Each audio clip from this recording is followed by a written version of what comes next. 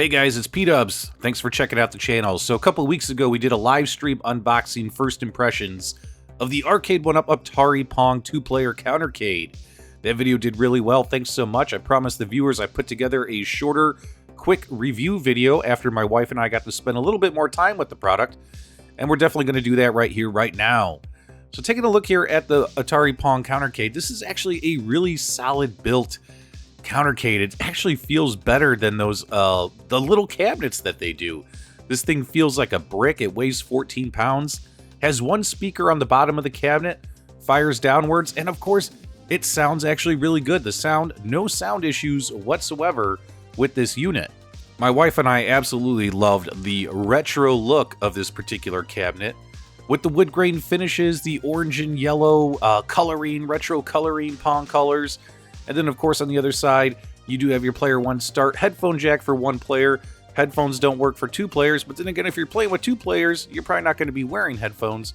Two-player start button, volume toggle, on-off switch, volume slider, I should say. Everything you normally see on an Arcade1Up device, everything works really well, no concerns.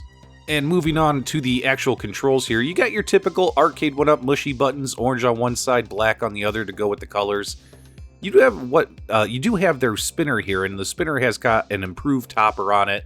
It's got kind of a really hard, plasticky, almost metal feel to it. And then, of course, the spinner sensitivity can be adjusted in games. And the acrylic topper here is a nice little touch, of course, because this protects that beautiful Pong artwork as well as the monitor. You do get their 8-inch monitor on this Countercade, and it does appear to be one of the newer, more improved monitors from Arcade1Up that they've been placing in these Countercades. So it's been really nice to see them try to give us some better screens on these latest iteration of Countercades. Overall appearance, I think it looks great. My wife loves it. My wife's a Pong lover. If you guys saw that live stream, you guys know that's why we purchased it. But let's dive in real quick and take a look at some gameplay options. So this little tabletop Countercade does come with 6 games. You got Pong, Pong Doubles, Pong Sports, Warlords, Tempest, and Super Breakout. So if you're a big fan of these paddle-type games, I think you're really going to like this lineup. I know my wife and I have enjoyed playing it sitting here at the dining room table. We've enjoyed playing Pong Doubles, Pong Sports, Super Breakout, Tempest, and Warlords, as well as the original Pong. We've had a lot of fun with this thing. It's kind of surprising, because it's Pong, but it's cool. I'm loving all these different Dipswitch settings that we do have access to for all of these games. You can do number of lives, the spinner sensitivity, the difficulty of the games. This is just for Pong. You can turn scan lines on or off. We've actually decided to leave on all of these games, have scan lines turned on, look really good on this monitor. And the settings are really easy to access. You just highlight the game and you have 2 buttons on your little mini control panel. You just hit the right control button or the topmost control button closest to the screen to enter the Dipswitch settings, and then you can adjust them as you see fit. As you can see, turn spinner to select, press a button to actually change it, etc. You have a few less options with Pong Sports, but Pong Sports is pretty cool. Wait till we get to that part of the video. Scan lines on, off, etc., save, exit, all that kinds of stuff. And I love Super Breakout. Super Breakout's a fun game. And of course, you can adjust the sensitivity, number of balls, language that you want to be in, English, of course. Scan lines on or off. You can reset your high scores, change, and with all these, there's always an option to go back to the default settings. I actually really enjoy the fact that this unit does save your high scores, which is great.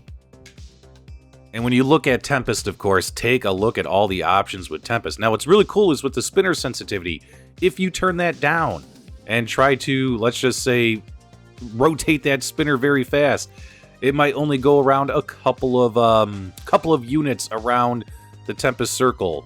If you have that turned all the way up to, let's say, 11 maximum sensitivity, when you try to rotate the spinner, it can go all the way around like 1.5 total rotations around the entire map. So keep in mind, you can play Tempest the way you want to. You could have that spinner as loose or as tight as you want, which is really cool. And of course, Warlords as well. All right, let's get into some gameplay. So first thing, of course, just like any Arcade1Up device, when you first go to launch a game, gives you a nice little control layout, tells you how to play.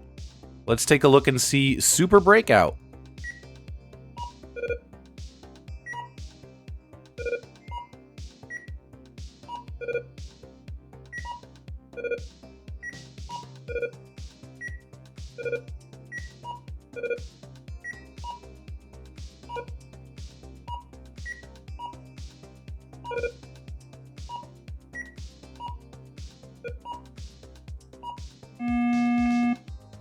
Oh, and by the way, before I forget, if you're ever playing a two-player game such as Super Breakout, Tempest, etc., what's really cool about the cocktail mode is when player 1 dies, as you can see, player 2 screen automatically rotates just like you wanted to in a cocktail mode for that second player to take their turn. That's so awesome.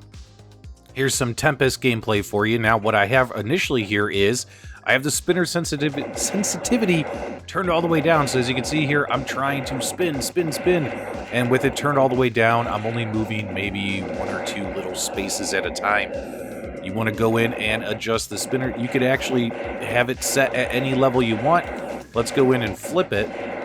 If you turn that spinner sensitivity all the way up to 10 and give that spinner a spin, it will do a full rotation around the entire board, maybe about 1.5 rotations. If you turn it down to around 5, it'll only move about 5 or 6 spots. Turn it down to 1 and it won't spin around at all. So you can set that spinner to play any way you want. And of course, as you can see, it saves your high scores whenever you're playing a game. Pretty cool. You guys have seen Tempest a million times. Let's move on to the next game. Now right here we have Warlords, which is really cool to see. Warlords is a great game to play, but instead of just playing it like this, you can go into those Dipswitch settings and put it in upright mode.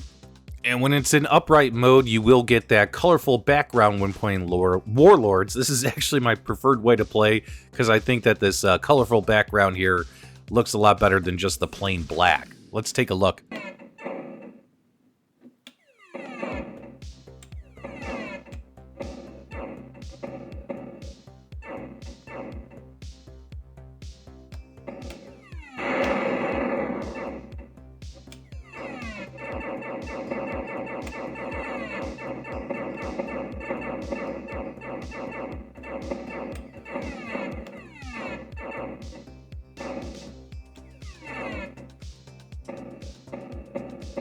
And of course, because this is a Pong tabletop countercade, you have a lot of Pong on here. You got Pong, Pong Doubles, Pong Sports. Here's the wife and I playing Pong. I got a little bit lucky. We played a bunch of games, and of course, I told her the only game that I would put on the video would be the one where I beat her. Pong Doubles is weird because I think this is supposed to be a 4-player game, but you're playing as 2 players, so you kind of control both the paddles in sync. Have to double check that. I don't know. I'm not like the world's greatest Pong enthusiast, but still, it's a lot of fun.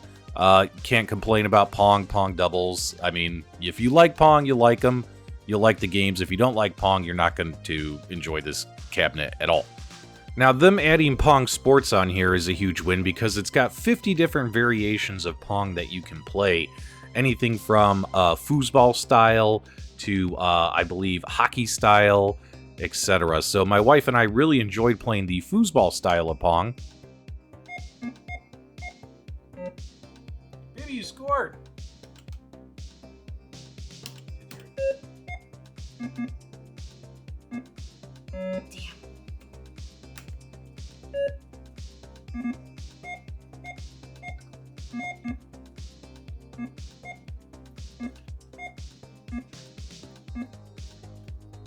She enjoyed it especially because she beat me at the very end there.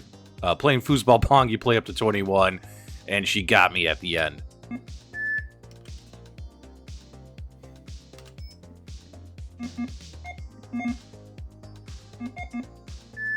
Let's throw a little Pong hockey here in the background as I give you my final thoughts on this. So this particular unit is $229 MSRP. We did get it on sale. We didn't pay full price. My wife got some kind of deal at Target using red cards and all that kinds of stuff. So anytime you don't pay full price is a win. Would I spend $229 on this though if it was if we didn't get it on some coupons and deals and things? Probably not. I would think that this particular product should be about definitely less than $200. If you can get this less than $200, it's a win. You have to be a Pong lover to really enjoy this particular set of games as well as this unit.